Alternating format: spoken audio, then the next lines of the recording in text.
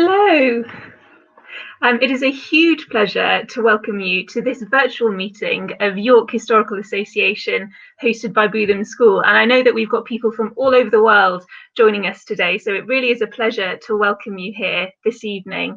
And as we're navigating these strange new digital times, I'd first of all just like to thank those who've been involved in making this talk happen virtually, and of course to Dr. Dodds Pennock for her huge flexibility in doing this talk virtually for us so that all of her knowledge can be beamed straight into our sitting rooms. Hopefully, on a technical note, whilst we're on that, hopefully those of you who are watching through YouTube will notice there is a little window just to the right of the screen in which you can ask any questions as they occur to you, which we will be able to put to Dr. Dodds Pennock at the end of the talk. So please don't be shy, ask any questions as they occur to you. And so it's really without any further ado that it's a real privilege to introduce to you Dr. Dodds Pennock from Sheffield University as our speaker this evening. Caroline's work first came to me and to my notice and the notice of my students here at Bootham School during the first lockdown, where we binged on all of her podcast appearances in support of our study of the Aztecs for our A-level history course. However, it's been a real joy to go on to discover more of her timely and important work, placing Indigenous histories in a much more global context and flipping our understanding of what a new world is on its head by starting to investigate what Native Americans traveling east found when they discovered Europe as a new world itself. And so it's therefore with a great pleasure and huge anticipation that I invite her now to speak to us about Earth Women and Eagle Warriors, gender and human sacrifice in human culture. So over to you.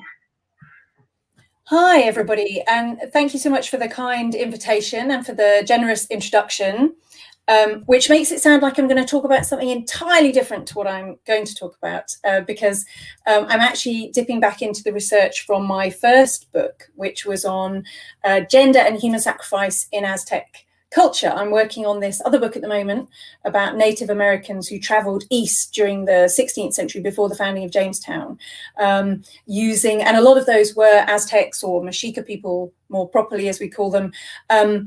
But this evening I want to try and talk about some of my research on Aztec culture, in particular looking at human sacrifice, and to try and think about some of the gender roles and ideas which are demonstrated in this violent spectacle, because that's where I started as a historian. I started as a gender historian, and then as I was doing a PhD on gender history, I realized that there's a lot here about really understanding the society more broadly. Very often the Aztecs are sensationalized and human sacrifice is the only thing that people can see. But really, if you dig into it, then human sacrifice is something that can help us understand the society as a whole. And an awful lot of my first book was about trying to understand how people can live with human sacrifice without being dehumanized by it. That was where I kind of ended up from starting talking about gender. Now, as you know, there's going to be time, or I hope you know, sorry, I haven't used this kind of interface before. This is interesting, not least because I am staring at myself, which is making me very self-conscious. So I will do my best not to fidget with my hair. As you know, there will be time later for questions.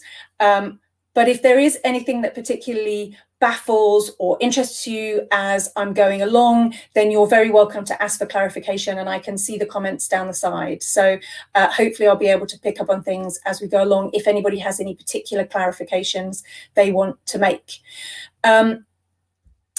Thank you very much. So hopefully you can all see my PowerPoint now. Luke, would you mind putting the PowerPoint up? Thank you. Hopefully it's not too overwhelming to suddenly have all this blood and the book, but this is the book that the research came from. I'm not responsible for the sticker, the round sticker on it. It's not actually a sticker. So apologies that it looks like enormous boasting. That's just what the cover of the book looks like. The publisher put it on there. So I am working on the basis that beyond a few stereotypes about human sacrifice, a lot of you don't know very much about Aztec culture, are quite unfamiliar with some of the basics. So I wanted to start by putting things into a basic context. The Aztec, or more properly Mexica civilization, flourished in the basin of central Mexico between about 1350 and 1521, when 500 years ago this year, the famous Spanish invasion led by Hernando Cortés and his conquistadors put an abrupt end to their civilization. You can see from this map that the Aztec civilization covered most of the Valley of Mexico and a lot of the surrounds. Though it is not a continuous empire, we also have gaps in between it, places that are contested. And one of the things I like about this map is that it points out that it's not a kind of dominating empire that covers everything. What we have here is actually an agglomeration of states. Some of them are allied, some of them are subject, and some of them are tributary states. So we have a kind of quite a mixed cultural framework here, a mixed dominance. Now, a lot of our ideas and our preconceptions about the Aztecs, which I'm going to just refer to the Aztecs rather than the Mexica, because I know we have students here and lots of kind of general people who are just generally interested. So while Mexica is the technical term, I know that Aztec is the one people recognize. So forgive me if we have any specialists here. I'm going to talk about the Aztecs from now on. A lot of our ideas and our preconceptions about Aztec culture come from the conquistadors themselves and from their writing and their impressions and prejudices about indigenous society. So if you have a mental picture of Aztec society, for a lot of people, this will be it. Sorry, I have to get used to gesturing in this direction. It's confusing. This is a 19th century reconstruction of sacrifice. It is not very accurate, but it does evoke very effectively the ideas and the images which have come to characterize Aztec culture in the popular imagination. Brilliant warriors and primitive priests engaged in extravagant scenes of violence. The problem is that because human sacrifice seems so alien to us in the modern world, it encourages people to demonize the Aztecs and to see them as evil or inhuman in some way, rather than trying to understand what they were doing and why they were doing it. This is Tenochtitlan, an island capital in the middle of a great lake. This area now lies under downtown Mexico City. About 250,000 people, the figure's contested, but something up to around 200,000, 250,000 people were packed into the 13 square kilometers of this island. And Tenochtitlan isn't just a regional capital, it is the hub of this vast imperial domain, as I've mentioned. On the eve of the Spanish arrival in Mexico, Tenochtitlan controlled a region of some 200,000 square kilometers with a population of about 5 or 6 million people. And this is almost certainly the largest city that any of the Europeans who arrived at that time had ever seen before. London at this time, which is the largest city in Europe, was less than half that size. Notice the big ceremonial centre in the middle of the city. That I'm going to come back and talk about that in a minute. That's where a lot of the sacrificial ceremonies took place. It's very regularly organised, you'll notice. There are straight, wide streets, regular symmetrical canals, as well as great stone causeways leading to the mainland. It's in this ceremonial centre at the heart of the city that most of the sacrificial ceremonies that I'm going to talk about took place. But I want you to notice as well that there's actually a second ceremonial precinct down there in the bottom left, because actually this is not just Tenochtitlan, this is a twinned city, Tenochtitlan and Tlatelolco. You have two cities together on the island, and they basically operate as one city, but in reality Tlatelolco was suppressed by the Tenoch not very long before the Spanish arrival. But what you actually have is two precincts where many of the ceremonies mirror each other. There's a lot of symmetry here. And so ceremonies are taking place all across the city in various districts, but in particular in these two great ceremonial centres. You can imagine the impression it must have made on Cortés and his men when they arrived here in 1519, just over, as I said, 500 years ago. At this point, Europeans have previously had a number of encounters with the indigenous inhabitants of the Caribbean islands and the coastal areas, but They are completely unprepared for the fundamentally urban and sophisticated nature of the Aztec civilization which they were about to confront. And this is one of the fascinating things about the Aztecs. People tend to think of them as an ancient culture, similar to the Romans or the Egyptians. But Moctezuma, the last ruler of the Aztecs before the Spanish arrived, was actually a contemporary of Henry VIII. This is all quite recent, and it's a period quite familiar to us, even if their way of life seems at first glance to be very unfamiliar. This is one of the things I love about the project I'm working on now. People don't realize that what we have at this moment is the meeting of what we often think of as a very ancient culture with what we think of as quite a culture that's close in time to us. These are contemporaries. There is a Brazilian king at the court of Henry VIII. And so you have this real moment where Europeans are meeting a large urban organized civilization that they're not prepared for. That doesn't fit with their stereotypes. And so we get these very interesting, very challenging sources that I'm not going to talk about too much tonight, but I'm very glad to go into more detail about how we know the kinds of things that we know and what the problems are with knowing the kinds of things that I'm talking about, if you'd like me to. So the idea of sacrifice in Aztec culture comes from the creation of the world. This is a model of their temple precinct, which I was talking about just now. You can see those little dark blobs are the people in this scale model. So you can see that it was really very imposing. You have the twin temples of Tlaloc and Huitzilopochtli, the water god and the rain god there, on top of the Templo Mayor, the great temple.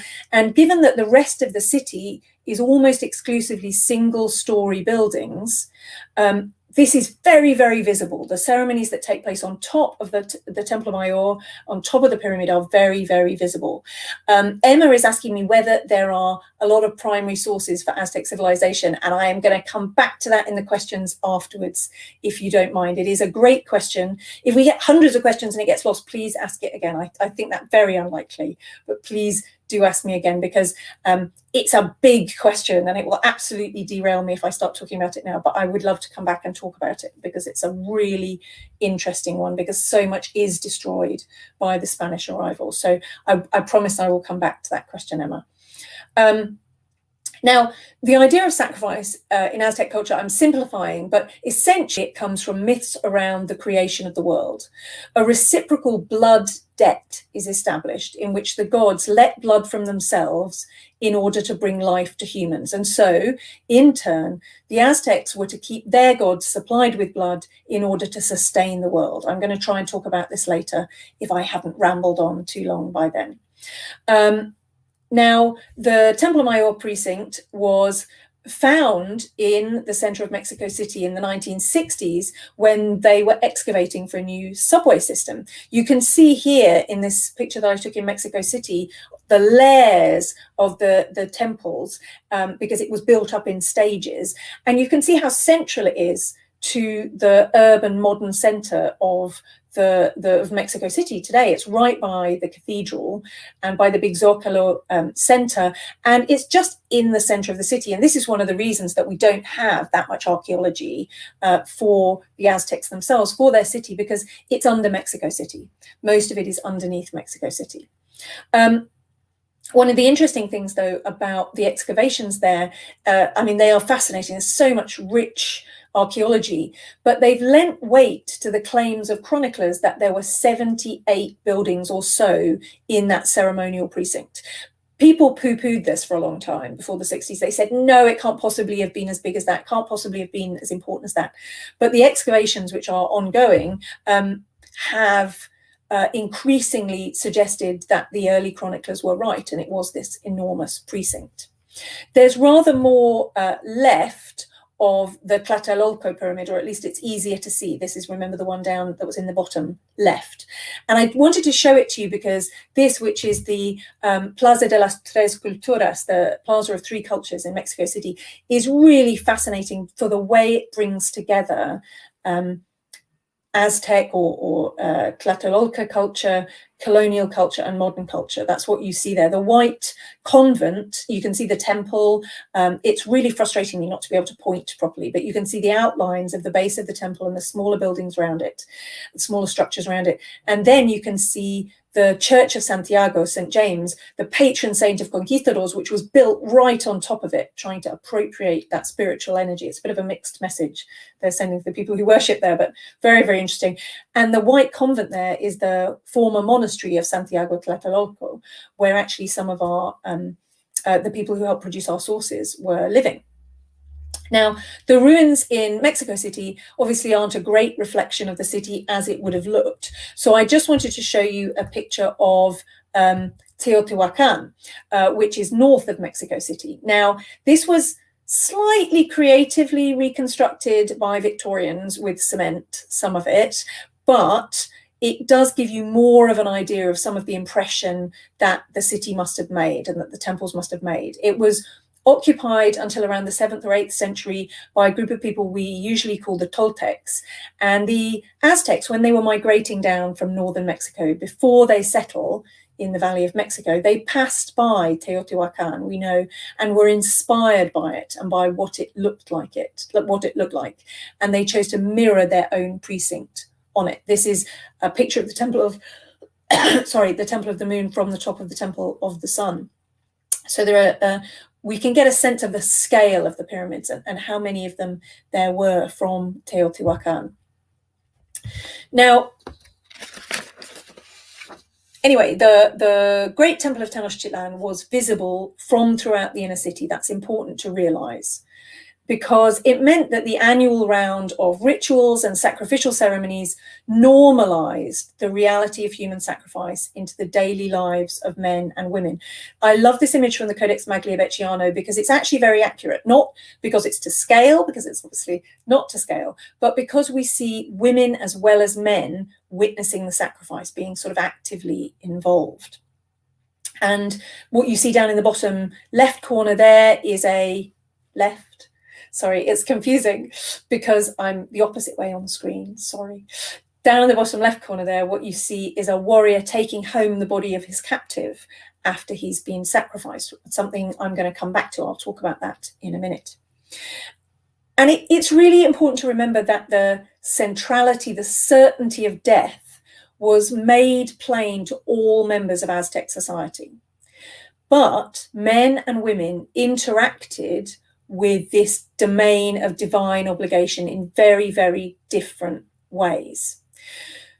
What I want to emphasize in my talk is that although both men and women are clearly involved in the rituals, though women are only watching in this image, sacrifice is something that affects everyone's lives. And so while it was clearly something that's very important for state and religious policy, it was also a private and an individual experience, which people had to confront on an individual basis. And so very often I would argue, and have argued in various places, they internalize a lot of what's going on, and the messages that are transmitted through the sacrificial ceremonies actually reflect things that are going on in society. Yanto has asked about whether the Aztecs have a cultural memory of a great flood. And actually, yes, one of the previous Aztec worlds supposedly was destroyed in flood. But it doesn't have an awful lot to do with rituals, as far as I know. Though there's quite a lot about water, but it doesn't tend to be tied to the previous eras of the earth. So anyway, it's important to avoid being sensationalist, but the reality is that sacrifice did affect the lives of all Aztec people. And so today I want to talk a little bit about male and female roles in Aztec religion, and to try and use this as a way to think about how gender worked in this society. As a military culture, Aztec society has often been portrayed as highly patriarchal or male-dominated. But more recent research, including by me, also people like Inga Clendinnen and Susan Kellogg, has suggested that it was actually based on a dual system of gender organization. In the rigidly controlled and cooperative environment of Tenochtitlan, both men and women fulfilled very significant but very different roles, which were regarded as equally essential to the successful perpetuation of their culture. And so this binary organization permitted men and women effectiveness and importance, but in very different spheres. So how does that complementary duality, that twofold organization, play out in human sacrifice? The importance of sacrifice for men and for masculinity is really quite obvious, I think. Military hierarchy and privilege were based largely on a system whereby personal advancement was accomplished through the taking of captives for sacrifice. And the Aztec practice of war was tailored to provide opportunities to secure victims for sacrifice. The occasion of a young warrior's first individual victory marked his initiation into true manhood, warrior status, and future success in Aztec societies based on his ability to continue to better a variety of opponents in battle. Great ceremony and pageantry accompanied the sacrifice of a captive, and the rituals which surrounded these events promoted the personalization of official sacred ideologies, and they encouraged a private intimacy with the horror of sacrifice and also with the value and importance of sacrifice. The relationship between a captor and a captive was both literally and metaphorically extremely close. And fascinatingly, the prestige of a warrior was seen as connected to the bravery of his captive. After being seized in battle, a captive lived in the district where his warrior captor lived and was looked after by his community. And then on the day of the captive's death, the warrior would accompany him to the temple, and then, having witnessed the sacrifice, he would return home, as we saw in that picture from the Codex Magliabechiano, he would return home with the body following the ceremony.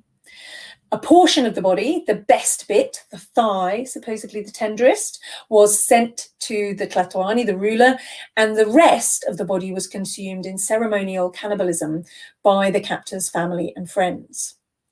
The warrior doesn't participate in the cannibalism, though.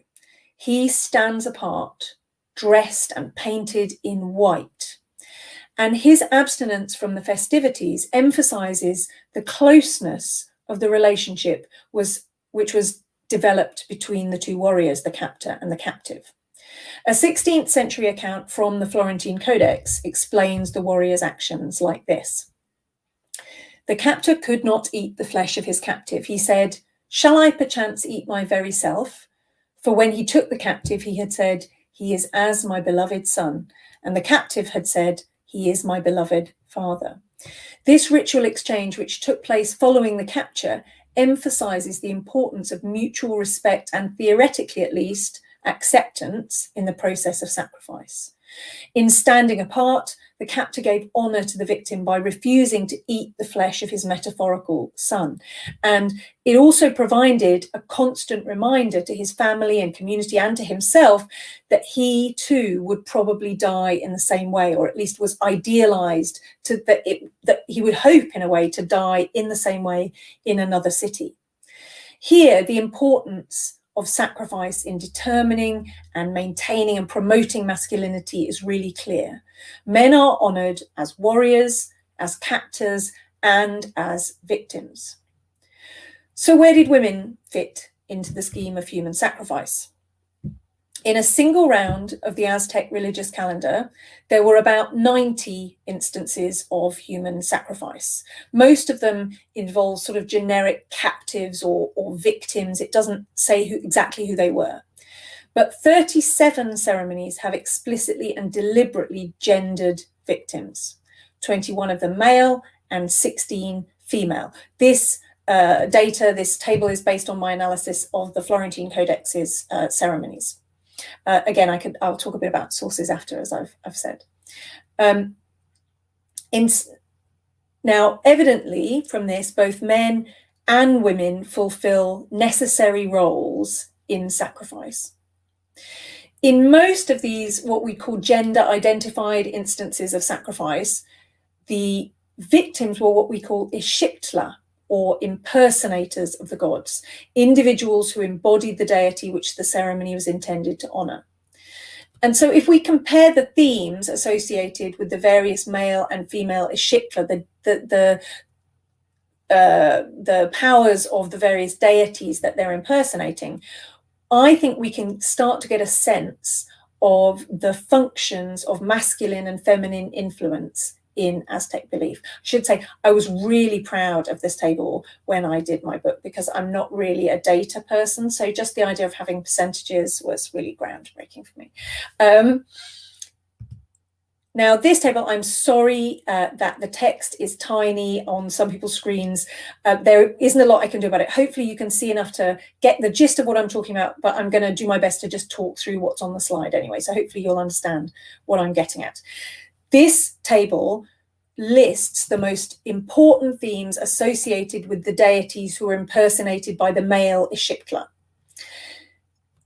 Now, we have here many of the most important Aztec deities represented in their principal elements, people like Quetzalcoatl, the god of the wind. And the trouble we have is that, sorry, something randomly popping up there, let me get rid of it. When we look at the themes associated with male Ixtla, there isn't really a theme. What we have here is a real variety of ideas and concepts. You occasionally see a natural influence being demonstrated. So Quetzalcoatl appears in his guise as the god of wind. Tlaloc is supplicated to bring the rain. But these deities are exceptions on this list. They are not really part of the pattern. They are some of the most primeval, the oldest gods, and they have really awesome inherent authority. They're not really typical. Mostly the male Ixtla seem to participate in rituals associated with more earthly matters. We have an awful lot of mentions, I think 5 gods here, gods who are associated with pulque, which is an alcoholic drink. We have war, we've got the ball court mentioned twice, merchants, sorcerers, things like that. Feasting. But from this data, there really isn't enough evidence to establish a pattern. The only thing that's truly obvious is the miscellaneous nature of the authority accorded to masculine deities. If we look at female Ixtla, we get a considerably more coherent impression. The themes involved here are all either wholly or peripherally concerned with questions of nature. Whereas male Ixtla were associated with many diverse areas, although there are just a few, like childbirth, to which they're never permitted access, women are tied to the earth and to what we might call naturally occurring forces, substances, and conditions.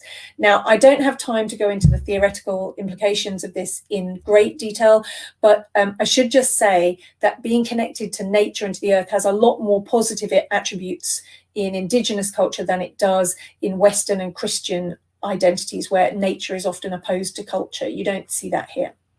So women's role in human sacrifice is strongly tied to their connection to nature. They acted as intermediaries to the great earth gods.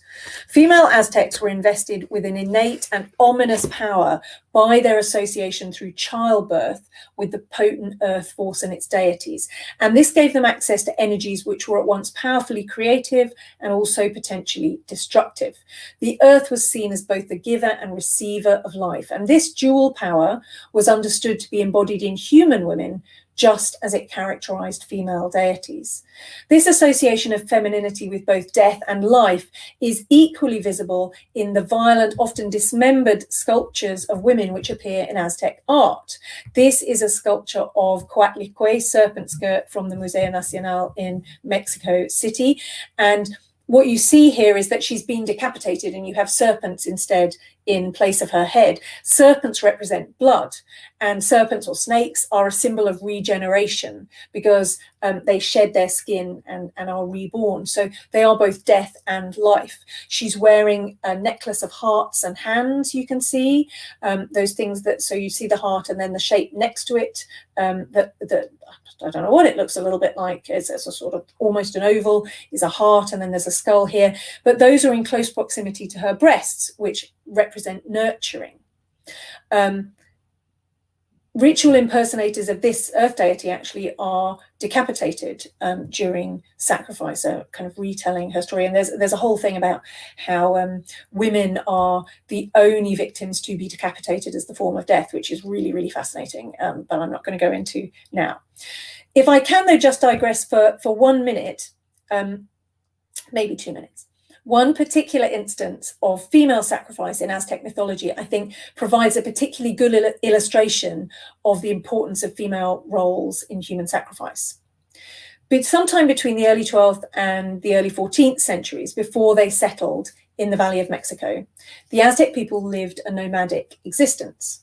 In about 1298, they reached a place called Culhuacan, a town on the lake shore to the south of the island that eventually became Tenochtitlan. And at that time, their previously transient existence is transformed. The local Culhuaque allowed them to settle at a place called Tizapan to the east, and the tribe then made what appears to be a conscious and sustained effort at settlement and socialization into their local surroundings. They intermarry with the Culhuaque, trade with the local people. In order to mark their colonization, the Aztecs send a messenger to Achitometl, the ruler of Culhuacan, and requested that he bestow upon them his daughter to become the bride of their god and a living goddess.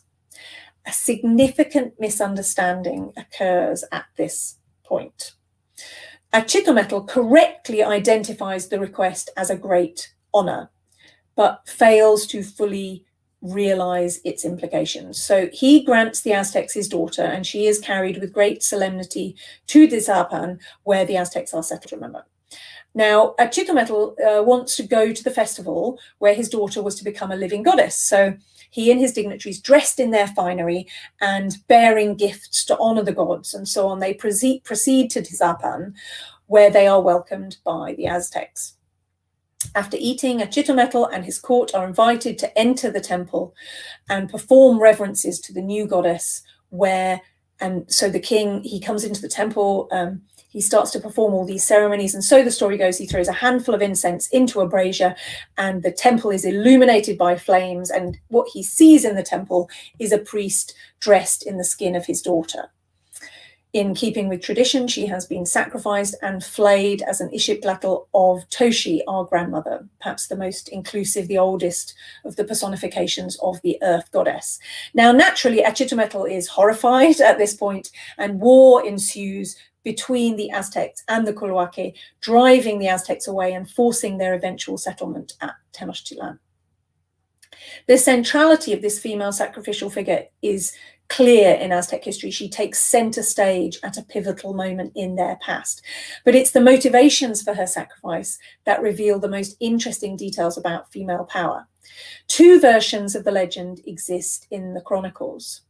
The first identifies with the agricultural aspect of the earth goddess Toshi and claims that through her sacrifice, the Aztecs wanted to signify their desire to change from a nomadic hunting people to a settled farming community. The natural associations of femininity come to the fore in this. Another version exists, though, in which a slightly more sinister version in which Huitzilopochtli, god of war, the tribal god of the Aztecs, intervenes in the history. He believes that the Aztecs had settled too soon and that Tizapan was not the homeland he promised them. And so he urged that they should find what he called a woman of discord, who would allow the Aztecs to depart in a suitably warlike manner from where they were settled. Here, in this version of the myth, the Aztecs deliberately provoke Achitometl to war by the sacrifice of his daughter. In this interpretation, we see Toshi's destroyer aspect emphasized, presenting a fascinating example of this duality of feminine influence. In view of Toshi's multifaceted nature, actually both interpretations are equally plausible. They might both be true at the same time.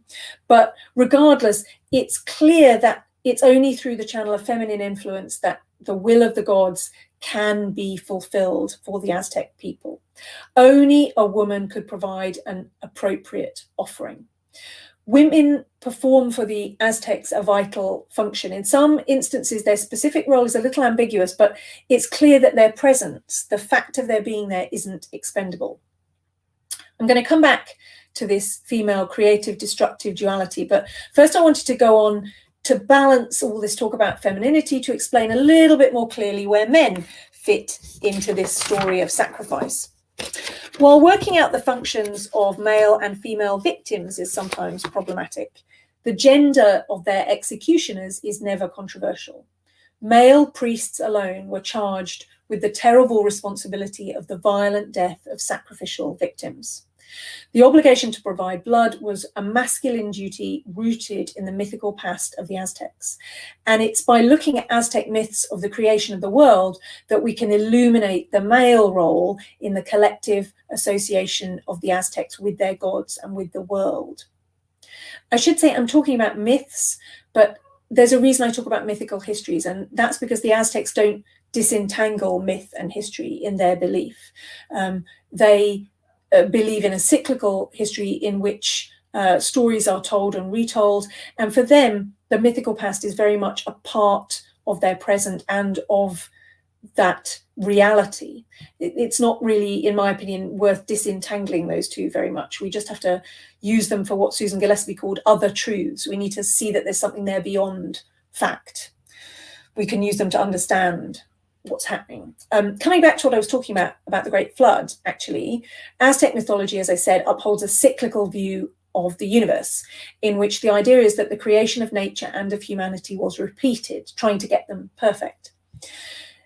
In this, what we're living in, which is the fifth incarnation of the world, it was believed that the gods created a new generation of men and women through the joint efforts of both male and female deities. So the great god Quetzalcoatl, who is pictured here on the right, journeyed into Mictlan, the land of the dead, in order to get the bones of a man and a woman from a previous era. Now, there are lots of twists and turns in this story, but at one point he's in defying the Lord of the Dead, Mictlan Tecutli, a word that literally just means Lord of Mictlan, the Lord of the land of the dead. He trips, he's got the bones, Quetzalcoatl, gathered up, and he trips and falls and he drops them and they smash and mix up together. He picks up the bones. Interestingly for me, he's mixing up the male and female bones together. We don't have all this business of the woman being created from the rib of Adam. They're created from the same stuff at the same time. So he grabs up the spilt bones and he takes them to the paradisical realm of Tamuanshan, where the goddess Cihuacoatl ground them up. She literally puts the bones on a grinding stone. This is a really archetypal female activity, grinding corn, and the male gods then let blood from their penises. They do what we call auto-sacrifice, sacrifice of yourself, which the Aztecs themselves also do. They let blood from themselves. So the male gods let blood from their penises to wet the dough, and they form little human figures out of it. And that's how the humans of this era were formed, from this kind of blood and bone dough, like little Play-Doh figures. This is one of several myths that establish the reciprocal blood debt. There are lots of other myths as well that have sacrifice by a god or gods as the root of the world. This is the beginning of the reciprocal blood debt, where the Aztecs are constrained to nourish, to nurture their gods with blood in return for the blood that was let in order to bring about their own birth. So you have this cycle established where to keep the world going, to nourish the gods so they can keep the world turning, to fuel them and feed them and appease them. You have to give them blood because they gave you blood at the beginning of time. Thinking about it from a gender perspective, though, in the myth, although both male and female contributions are required to create humans, it is to the men that responsibility falls for the provision of blood. And that obligation is mirrored in earthly gendered occupations. So in sacrificial practice, Aztec men were accountable both for the provision of victims for sacrifice through captive-directed warfare, and also for the ultimate extraction of the blood as priests, granting life to the gods through denying it to mankind. Now, up to this point, I've been illuminating some of the attributes of masculinity and femininity which are shown in sacrificial practice, but I think their relationship to each other is a little bit ambiguous sometimes. And I hope that by turning to the afterlife for a few minutes, the dual nature of Aztec culture, which I've suggested, becomes a little bit clearer. And it also, I think, goes some way to explaining part of the reason that people accepted human sacrifice. So if we think about the afterlife for a minute, tradition said that most Aztecs were destined to spend the eternity after death inhabiting Mictlan. the land of the dead. Now, this is a realm of darkness underneath the disk of the earth in which misery and deprivation reign. It's not hell, but it's a sort of more low grade, not very niceness, suffering for eternity. There are just a few ways you can escape this fate, though. You can die, when you're still a baby, in which case you go back and you get another go. You go back to the suckling tree where little Aztec babies literally supposedly hang on the suckling tree like this. And there are lovely pictures of them. And so you get to go back and have another go if you die as a baby. You might die a watery death and then go to a wet afterlife. But the most obvious way to do it is, there are two ways. A warrior who died in battle or as a sacrifice at the hand of a priest received what was known as the flowered death. He was elevated to the sun, there to drink the fragrant juices of the sun god and to give honor by accompanying this great god in its triumphal march across the sky from its rising in the morning to the zenith at noonday. A military or sacrificial death was seen as a fate to be envied and craved, and warriors lived their lives, at least theoretically, in anticipation of the day when they too would join those who were elevated to the sun's domain. For women, although they too could be elevated through sacrifice, most often the status of companions of the sun was awarded to women who died in childbirth. These honoured women carried the sun from its zenith at midday until its setting. Now, already we've got a very clear parallel being drawn. Warfare or sacrifice and childbirth were the respective goals of men and women, possessing equal honour and privilege. Belief is really clear on this point. Childbirth elevated a woman to the ranks of warriors. A woman who came safely through the act of birth was welcomed and saluted as someone returning from a great battle, using explicitly military language. They talk about her carrying the small shield and capturing a baby. During the act of childbirth, she was understood to have been possessed by the being of the Earth Mother. She has a lot of identities. We've talked about some of them already, but in this context, she is best known in her guise as Cihuacoatl, the woman serpent, a potent goddess whose power was considered so great that even to be in her presence was dangerous.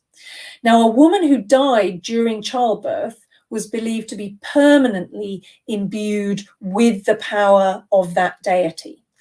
In a really physical sense, her body had to be really carefully guarded from young warriors who would try to steal pieces of her corpse to carry into battle as talismans, because they felt then they would carry the power of the god with them.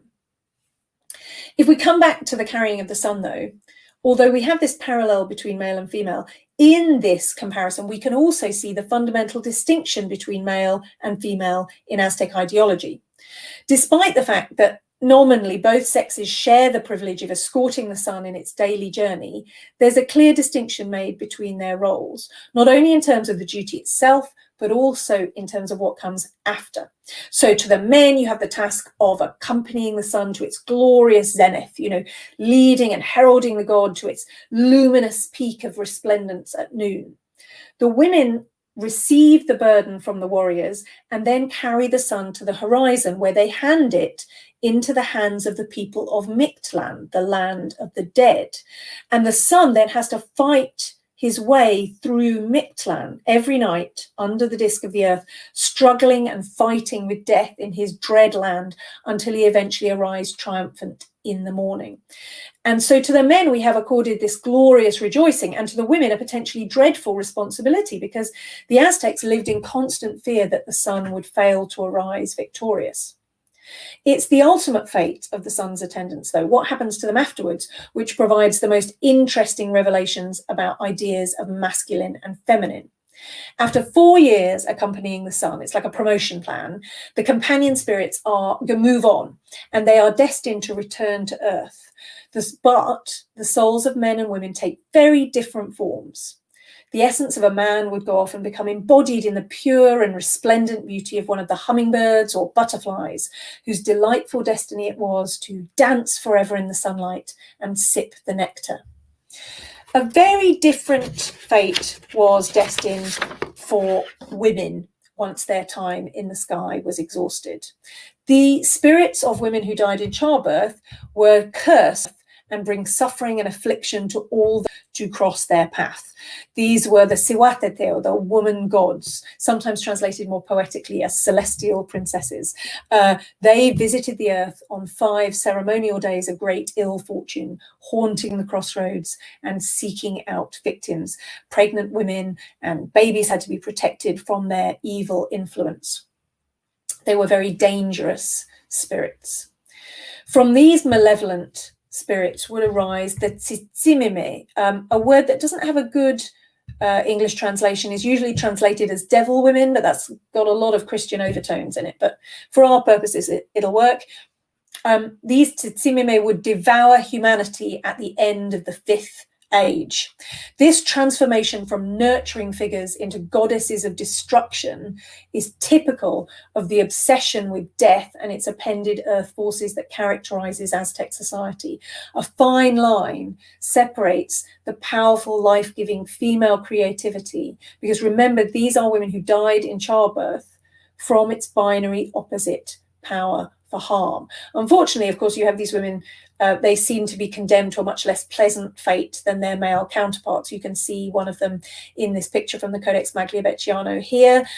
She is again wearing a necklace of hands and hearts, though they're a bit bloodier. She has claws, which are a symbol of death. She has a sacrificial tongue, knife tongue, and the only good explanation that I've ever come up with for the reason there is a snake between her legs is menstruation. You know, this is the only reference I've ever managed. Yes, also known as a star that came from heaven to eat us. It can be interpreted in that way.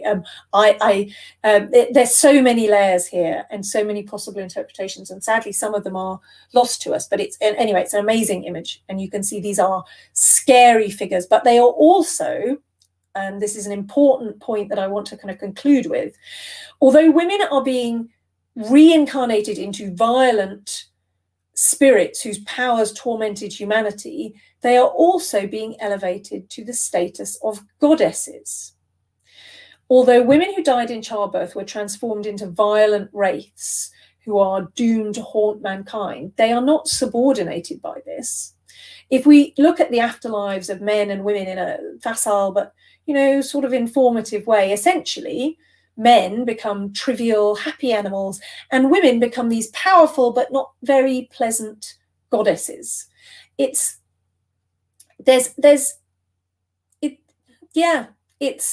not a good afterlife. We can certainly have a debate about the extent to which this is used to enforce ideas about women and about men, and the sources certainly do that, but it is a fascinating binary that we have here that quite clearly shows male and female roles as complementary, but very, very different.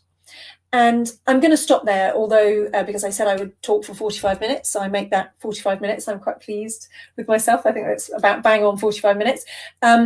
Obviously, I haven't had time to discuss in any real detail the practical repercussions of all this for the lives of Aztec men and women. I'd be glad to talk about wider issues around life and gender and so on if people would like to.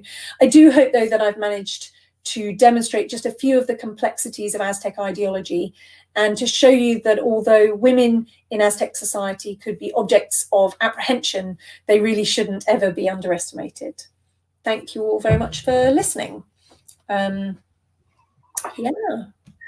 Oh, thank you so much. That was so fascinating and really interesting to listen to. I've been writing notes assiduously, and I know I can't wait to replan all my lessons to include some of those very juicy stories, which will be excellent.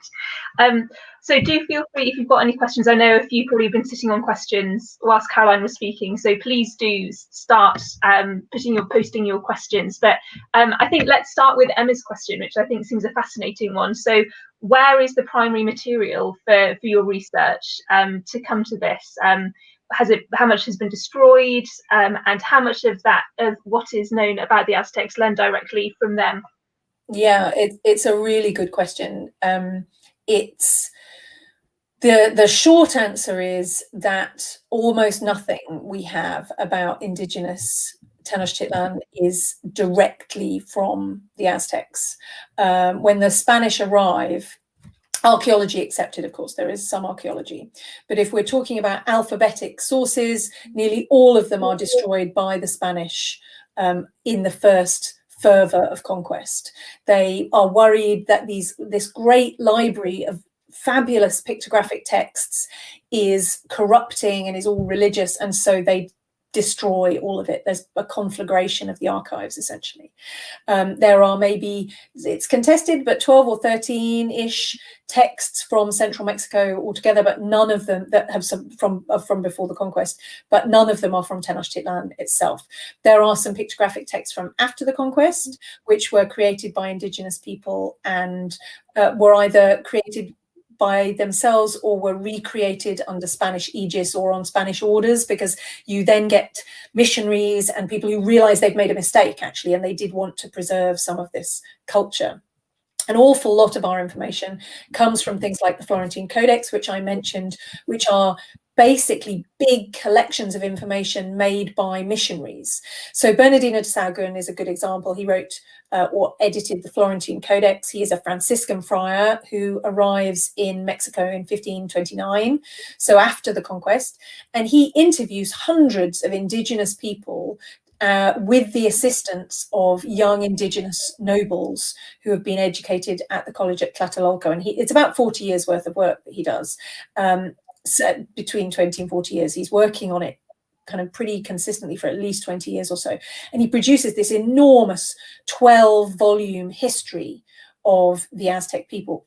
And that is a very, very rich source. And there are others, people like Diego Duran and Motolinia, who produce similar works, though not as big. The trouble is that all that information, although it is of indigenous origin, is filtered through the lens of the Spanish editors. And it's problematic for us to unpick, and we're constantly, I've been doing a document option with my second year students this last semester. We spent all our time saying, how do we know this? Can we really know this? Might it be imposed by the Spanish?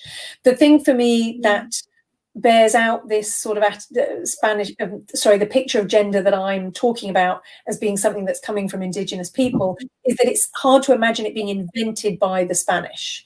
It neither makes the Aztecs look very familiar or makes them look horrific and unfamiliar. It's a very empathetic worldview, actually, in some ways to us. It's a more balanced worldview. And Joe Morton has asked there whether women in Aztec culture have a more important role in society than Europe at the time. And I would say they certainly have a more well-established role in terms of prominence and influence. So when we talk about Aztec women dominating the domestic sphere, for example, when we talk about European women being in the domestic sphere, we mean they are relegated to the domestic sphere. In the Aztec world, women control that domestic sphere, and that includes things like being marketplace overseers, being prominent in their communities. They are matchmakers and doctors and traders and midwives. They inherit equally with men. They have the right to a divorce like men do. You can't hit your wife. And in answer to another question that Brookie asked, what do you think is the most interesting part? I think for me, that is related to this, and that is that Aztec culture has universal institutional education. I don't know any other, please tell me if you know one, but I don't know any other pre-modern culture in which both men and women, boys and girls, are educated in schools. All young Aztec men and women are educated in a school. Boys for longer, it seems, than girls. Both boys and girls get institutional education. And that's really important for understanding why, in my view, and it's something that really gets forgotten, it's really important for understanding why people accept human sacrifice. Because this isn't like in Europe at that time, where the services are in Latin and people don't necessarily have a very clear idea what's going on. The school that everyone goes to in the evenings, the Cuicacali, the House of Song, teenagers go there in the evenings for a couple of years, it seems, as a minimum. There's some other education, but this is the one I'm talking about. Now, they learn their history, their religion, rhetoric, song, performance, all that kind of thing. They learn why they're doing what they're doing. This isn't mindless bloodshed. They learn that if they don't perpetuate the world that through sacrifice, then the world will come to an end. They understand why they're doing what they're doing. And so for me, that's something that's really, really fascinating and often forgotten, because I think they're unique in that regard, having institutional education. I'm just trying to look at, sorry, I've tried to cover several questions. There's a lot more to be said about sources. Sources are really problematic, but basically everything we have is from the colonial period, coming back to that briefly, which means that either it's produced by Spaniards or by indigenous or mestizo, mixed people under the aegis of Spanish influence, or when they've had time to become colonial, which doesn't mean it's not an indigenous viewpoint, but it does mean it's not how the Aztecs might have thought about it 50 years earlier or whatever. It's really, really difficult. We unpick this stuff all the time. It's really hard. What other questions are there? Did you have any others you wanted to pick out particularly? Well, I think that I was really fascinated from your previous answer just then, and as well in what you were talking about before. Joe's question is quite an interesting one. So, did women in Aztec culture have a more important role in society than in Europe at the time? Because they seem to be much more prominent. Yeah, it's tricky because they don't have senior political roles. Senior political roles are held by men. Theoretically, you can have a woman Tlatoani, a Siwa Tlatoque, but they don't have them in Tenochtitlan. So the elite, the very highest offices are always held by men. That said, women are, I think, much more respected, much more accepted. They have much more established power and influence, much more financial clout. Then they're not considered to be minors. Once they get married, for example, they are the man and woman are considered to be a kind of domestic unit. You see pictures of the courts, and they have both men and women appealing independently to the courts. As I said, you can get a divorce. If you get divorced, male children go with the man and female children go with the woman. There are accounts of prenups, essentially, which account what you bring to the marriage. So you take away from it what you bring to it. It's very, very different. Whether they're more influential, I mean, you don't have queens in the same way you do. Queens are important and they carry the royal line, but you have none that are completely independent. So they don't rule alone, if that makes sense. The big thing, like Queen Elizabeth, for example, so I would say that you have some exceptions in Europe who are maybe carry more influence, but as a whole, women in Aztec culture probably are more influential and freer, not least because primogeniture, the idea that the eldest son inherits, doesn't exist in Aztec culture. They pick the most competent male relative of the previous ruler. So you often have brothers inheriting from each other, for example, or cousins.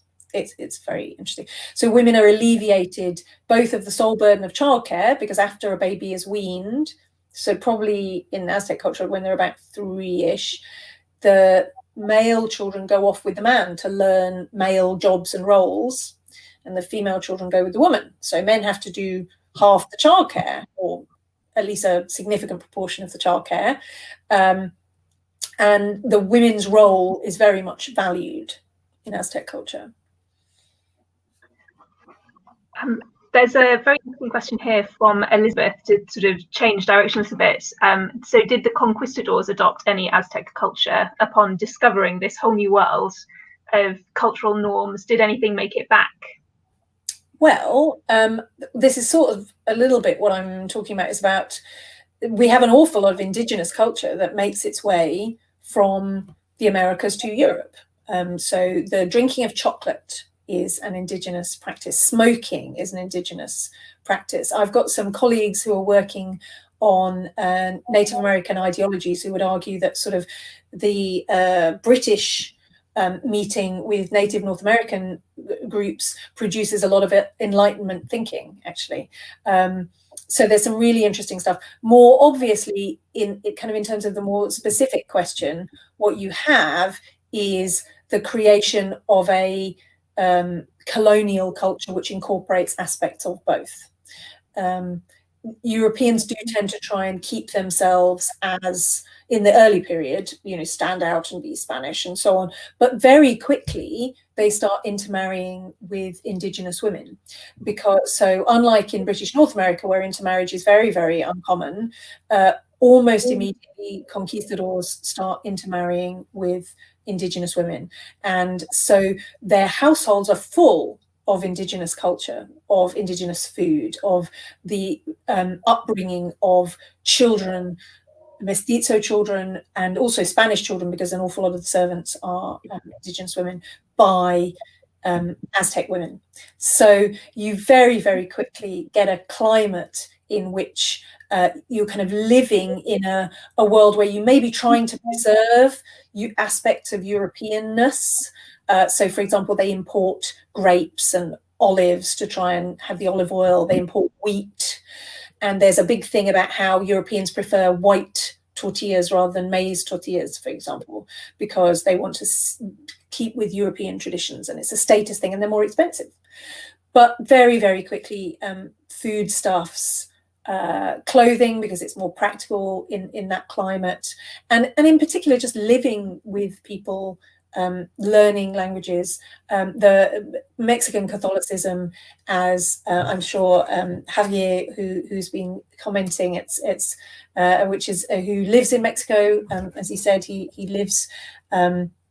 He's a Mexican living in Iztapalapa, and he is, as I'm sure he would know, Mexican Catholicism has very much elements of indigenous belief blended into it. We do not have a separation, but it would be wrong to say that conquistadors turn up and say, oh, I like that, other than sort of food and other consumables. I'm going to take that. Rather, it's a blending that occurs over time. I'm going to conflate a few questions here, because a few seem to be on a similar topic, but there's a lot of interest in these questions about the view of women whose children died in childbirth, and if they face any hostility, and as well if women who died in sacrifice face the same afterlife as women who died in childbirth. So I was wondering perhaps if you could go into a little bit more detail about the view of women and their children in the afterlife. What happened to the children who died? So the question from Alex. Died with the mother.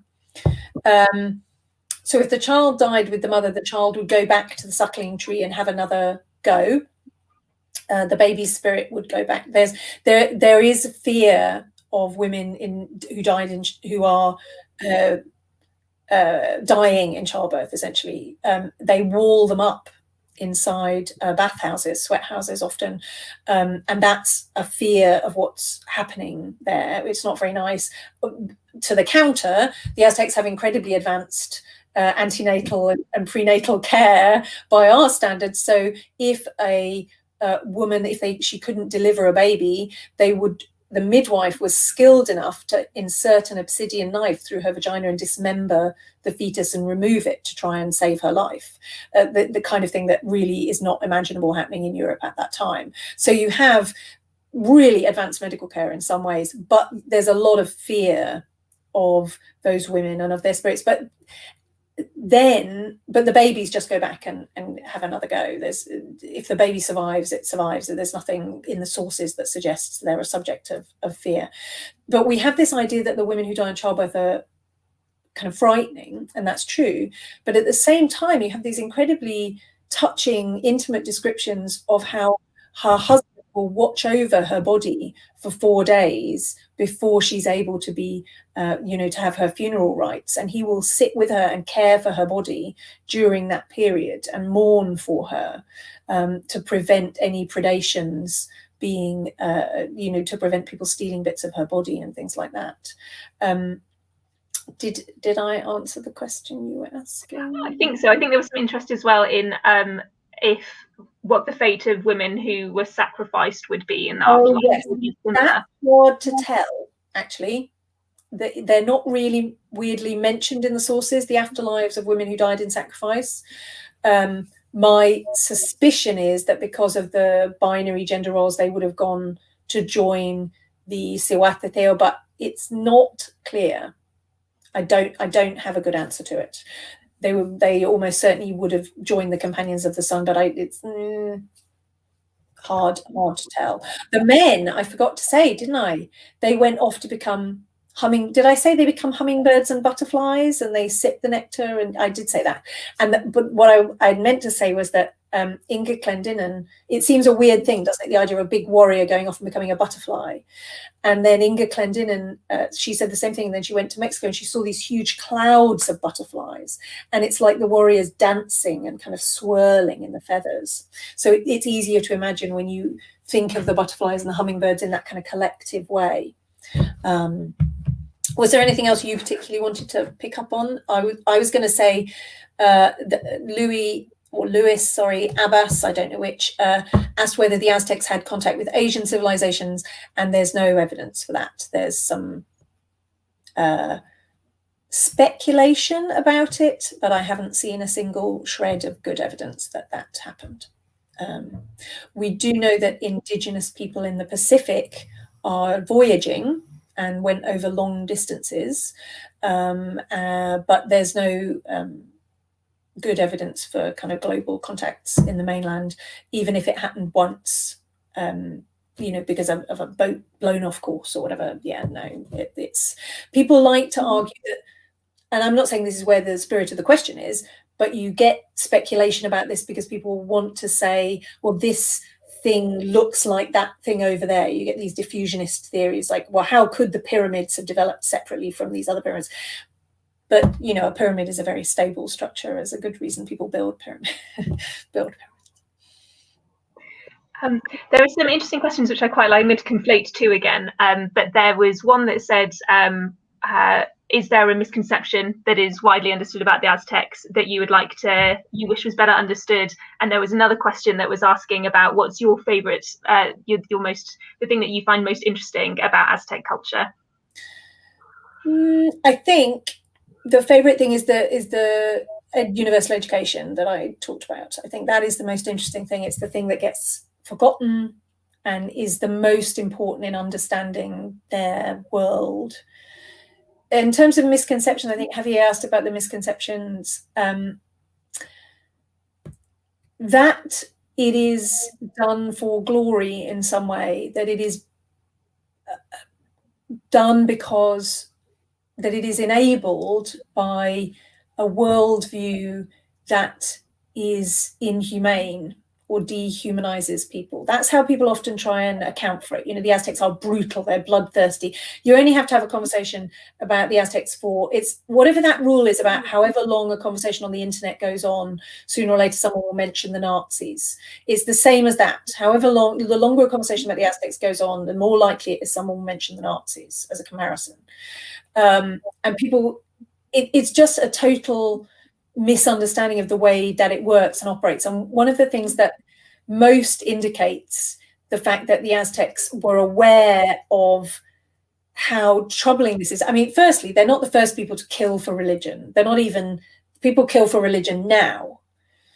Killing for religion is not a new thing. It's not something that is only done by kind of brutal ancient peoples. But the Aztecs have what I would call almost an altruistic form of sacrifice. There are some forms of human sacrifice, such as muti sacrifice in Africa. I'm by no means an expert on that, but where they practice sacrifice largely for personal gain. So, for example, you might sacrifice someone to take their power, or to try and get more money or a more successful job, or through their spirit. The Aztecs believe that sacrifice is essential for the whole world, that it will benefit the entire universe, that the universe will come to an end, essentially, if they don't commit sacrifice. And that view is shared by many of the cities around them. So Aztecs are themselves being sacrificed in other cities. And there's no hint that, so they're a very warrior culture. They are used to blood and to violence, but then so would most medieval civilizations and early modern civilizations have been. This is the period of the Inquisition and burning people at the stake. It's not unusual. People in this period are much more familiar with violence and with death than we are today, with seeing those things. But the Aztecs have one of the fascinating things for me, and it's not very much studied, is how they train priests. And we have some collections of what are called huehuetlatoli. This is speeches that were given by the Aztecs they're rote-learned speeches that were given by the Aztecs at important moments in a person's life. So when you find out you're pregnant, or when you become a ruler, there's these speeches that are given. And one of the speeches is given by the father and by the parents, is how it's described, at a moment when the son is going to go off to join the Kalmakat, which is the priestly school.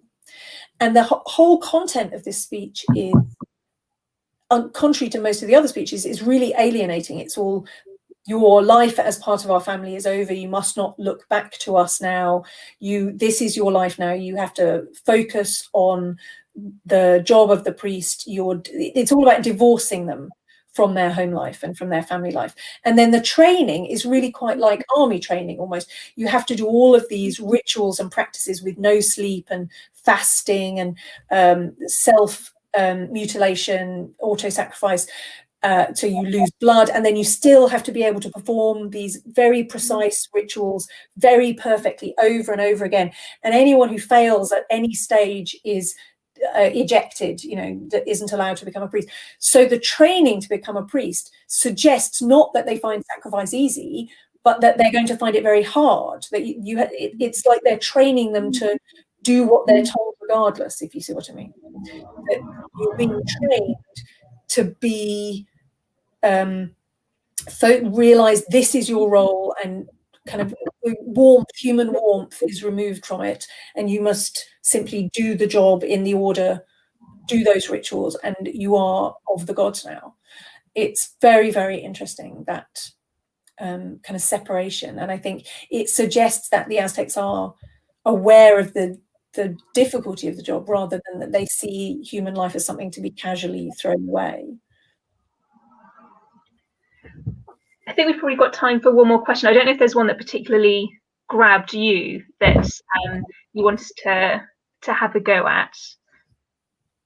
Let me see if there's anything we haven't really talked about. There are some interesting questions, I think, about that might be too lengthy to go into now, but there's one question that Annabelle's asked about. I think, how do Mexicans view this and approach their own history of this practice? And Elizabeth has also asked a question that's in a relatively similar vein about what can the study of something that we might understand to be sort of relatively barbaric tell us about modern day religious extremism, but they might be a little bit much to go into now, perhaps. I think I actually think that the question about what Mexicans think about it would be better directed to someone like Javier than to me. I'm not a Mexican. My experience of it is that, with the exception of my experience of what Mexicans have told me and have how they've responded to my work, for example, is that they appreciate the attempt to understand human sacrifice and to see it as a coherent worldview. There are a few groups like the Mexica movement in North America who've tried to claim that human sacrifice didn't happen, or that it was invented or almost entirely invented by Europeans to justify conquest. Now, there is some truth to that. It's certainly exaggerated by Europeans. Europeans certainly think it's a thing that justifies conquest. But for me, that's actually a Eurocentric way of thinking about it. There's no good reason that just because someone is doing something you don't like, that should justify you taking their lands and killing their children and committing a kind of genocidal act on their land. It's so the more coherent point of view, I think, is to say our ancestors did this, we don't do this now. They did it for a very different reason. That's just one part of a complex and fascinating society. But it's a difficult question, and there is no one Mexican view about this. People see this in lots of different ways, just as we might. But I think, generally speaking, it's just much more seen as part of the history. Just like people here go, oh yes, the Inquisition, that was something people did here. When people aren't carrying around the burden of the Inquisition, it's on a day-to-day basis. But that's contemporary with this. Just quickly, Tina asked about archaeology. Archaeology is very important. I'm an ethno-historian. I came at this as a historian, not an archaeologist, which is why I work with the ethnohistoric sources. I use archaeology, but I'm not the specialist in that. I have to know how to use it, but I'm not an archaeologist, which is why I kind of start with the ethnohistory. That's where I came from. And Javier mentioned the question of Koyalzauki, just very briefly. Actually, there's no precise evidence that Koyalzauki is the moon. It's often seen, she's often seen as the moon, but it's actually, there's a lot of extrapolation between the sun being masculine and the moon being feminine. It's very likely, but it's not absolutely true. But the reason I want to mention it is that I have an article called Women of Discord, which is all about Koyalzauki and these women like the woman of Discord that I talked about. So Koyalzauki is a mythical woman who is dismembered and thrown down the temple steps, and it's a fascinating thing that I wish I had time to go into, which is really at the root of a lot of these rituals. That's what happens to most of the sacrificial victims, is they're dismembered and thrown down the temple steps, just like Koyalzauki was in the myths. She was the enemy of Huitzilopochtli. But if people want to know more about that, because I can't go into that now, I did write an article about it. I think it's open access. There's lots of open access stuff of my work on my work webpage. So if people just Google me, my university webpage has lots of open access links to my work, but anything you can't get open access, if people email me, I will gladly share it. Not except the book. My publisher will kill me if I send PDF. I don't actually have a PDF of the book, and they'll murder me if I start doing that. But all the articles, I will happily share if people would like to, and if they're not open access. Well, this has been such a fascinating evening. Thank you so much for sharing your time and for sharing your knowledge with us. I'm sure that there will be lots of us going away from here with our intellectual curiosities ignited to go and explore some more of this fascinating world that you've opened up to us. So thank you once again on behalf of the York Historical Association and Bootham School as well. It's been a real joy. So thank you ever so much. And thank you to those who are tuning in live as well. Yeah, thank you so much for all the great questions. It's really nice that, because when you're online, it's like you can't talk to people, but actually it's been really great. There's been lots of questions and discussion. That's fantastic. Thank you so much, everybody. And for the invitation again. Well, thank you very much again, and we wish you all well, and hopefully see you again soon at another Historical Association meeting.